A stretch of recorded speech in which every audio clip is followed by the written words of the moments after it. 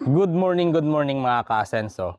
Ililipat po natin yung ating piglets dito. Yung na-upload ko po nung nakarang araw na 6 na piglets na binili po natin na nagkakatimbang ng 25, 25, 23, 26, 24, 25. Ayan po. Ilalagay natin sila dito at ang pakain na nila ngayon ay starter feeds ng Pigrulax. Sa magtatanong, ang edad po ng baboy na kakain ng starter feeds, day 61 to day 90. Yan po ang edad nila. From birth po yan ha. Ngayon po, ito na po yung gawin natin, automatic feeder. Mamaya papakita ko po sa inyo kung paano ito gagana.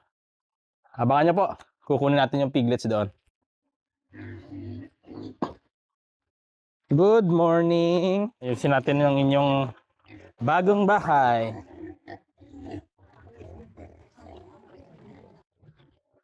Labas na. Silo na kamo sa piyak. Labas na. Duk. Labas. Ito na yung mga piglets, mga kasenso. Labas doon. Wow. Labas. Mahirapan tayo nito magpalipat pero sige lang. Enjoy na lang kayo manood dyan. Ayan o. Mga nasa 30 kilos na. Diretso doon. Labas na. Bilis. Diretso. Ay, kakain pa ng damo eh. Labas na dyan. Labas na. Duk. Labas na dyan.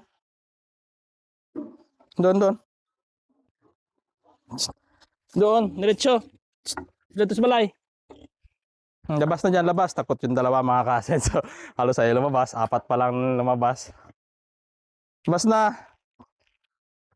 Labas. Duk. Bilis. Tulak natin yung pet nila. Doon na.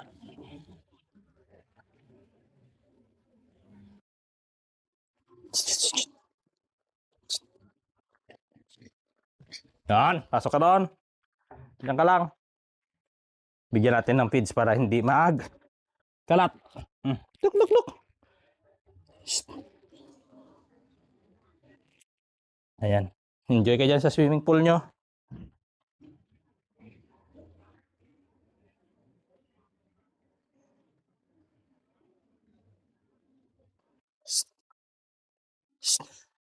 Doon.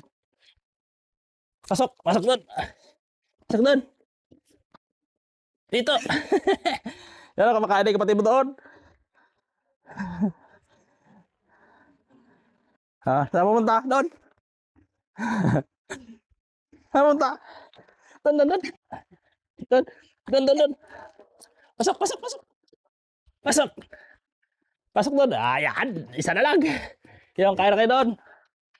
Diba? Isa na lang. Diba? Dali lang pala ilipat ka. So, ikaw labas ka na dyan. Napakaduwag. Labas na nga ni. Kapatid doon kumakain na. Doon na. Pasok na lang. Ayan. Doon na. Doon.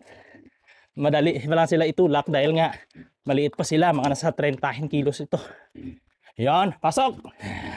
Easy. Ito na yung saraduhan.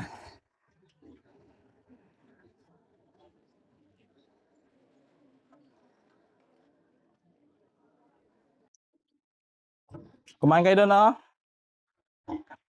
Ito na mga ka-asenso. Ito talian lang natin ng alam rito. Dahil nila mabuksan. Laki na ng bahay. Laki na. Linisin lang muna natin yung area para makita ninyo. Ayan, may drinker na pong sarili yan doon. Ayan. Ayan yung feeder nila. Dito pwesto tayo sa loob. Yan, marunong na kagad sila uminom. Ayan yung automatic drinker nila sa baba. At saka yan yung automatic feeder. Loadan natin ng pagkain. Wait lang. Ayusin lang natin ito. Ito yung feeds na pakain natin is Pigrulax. Ngayon, mag-load tayo dito mga ka-asenso. Ito may takip yan na labador. Ang mahiwagang labador. Yan ang kagandahan ng may wallowing pool. Ayan, tumain na isa doon sa baba. Hopefully na hindi nila ikalat yung tayo nila. Ayan, mag-load tayo ng pagkain ng ating piglets. Yan, umiinom na yung isa dyan. 2 kainan, ilo-load natin. Ito, starter feeds po ito mga ka-asenso. Ito na. Napaka-easy mag-load mga ka-asenso. Buhos lang. Ano na, ang niload natin rito ay walang iba, starter feeds ng Pigrulac. Maging okay at fit sila dito at kagandahan, nakakatuwa mga kasensa, umagang-umaga, 6 a.m. in the morning ito. 6 a.m. na in the morning pa. 6 in the morning po mga kasenso.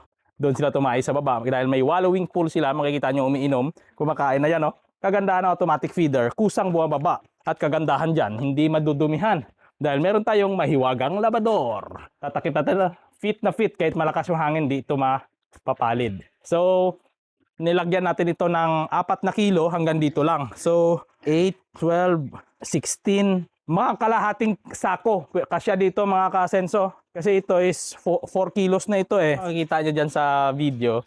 Talagang umiinom sila habang kumakain. Hindi sila nag-aagawan. Hindi naman sila sabay-sabay kumain dahil nga po naka-automatic feeder na po tayo. Yung nagugutom ay kakain. Yan po.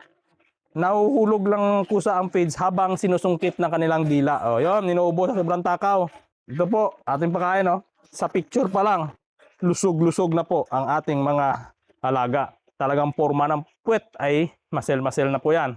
Ito po, mga nasa 30 kilos na ito mahigit. Mga 35 itong iba. Dahil tayo po, hindi tayo nagtitipid ng pagkain. Hanggat gusto nilang kumain, pakainin natin. Pero pag naubos na po yung 4 na sako, na talagang para sa kanila, dispose na po natin sila. Ang ating pakain ay starter feeds na po ng Pigrulac. So magpupurga po tayo nito pagdating ng 70 days old kasi nga palipasin lang natin kasi nga binili ko lang po ito sa labas.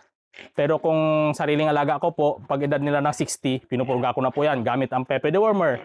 At mamaya, bigyan po natin ito ng Vitamin Pro. Dahil nga po naka-automatic feeder, ang Vitamin Pro po ay halo lang natin sa feeds. Ayan po, dito po sila tumae. Ayan, doon gagawin sa baba. May wallowing pool po yan. Nilagyan ko lang ng kaunting tubig para masanay sila na dyan. Dudumi. Di ba? Ang ganda. Yan po, ang laki na nila. Bali, 64 days old po sila. Bukas, 65 days old na po sila. Ayan mga ka-asenso. Kaunti na lang yung natira sa 4 na kilo na nilagay natin. Sa 2 kilo na ubos nila. Baka kaya nila ubusin ito sa isang kainan lang. Pero titigil din naman sila sa pagkain once na busog na sila mga ka-asenso. Ayan po. Ang feeds po ay kusa yan na uhulog. Pag sinusungkit ng kanilang dila, ayan o. Ayan o. Makikita ninyo kasi nandyan pa yung mga piglets. Boy, alis mo na, excuse me muna. Gutom na gutom. Ayan o. Kusa na uhulog.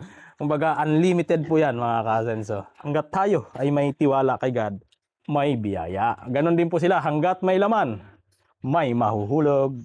Ayan po, ganyan po gumana ang ating automatic feeder. Ito pong automatic feeder ay DIY lang. Sinubukan natin kung talagang gagana kapag ganitong style. Talagang hindi naman po kami nagsisi o hindi po ako nagsisi dahil effective ang ginawa nating automatic feeder. 2 po yan. Meron po dito sa kabila. Yung pagkainan dito binagbag na po namin kahapon. At yan, pinalitan ng automatic feeder. Ayan. Nakasukat po yan sa pinakamalaking feeds. So naka-fix lang po yan dahil gagawa sana kami ng natataas para kung starter ang pagkain ay maa-adjust at kung grower ay maa-adjust naman. Pero hindi na po.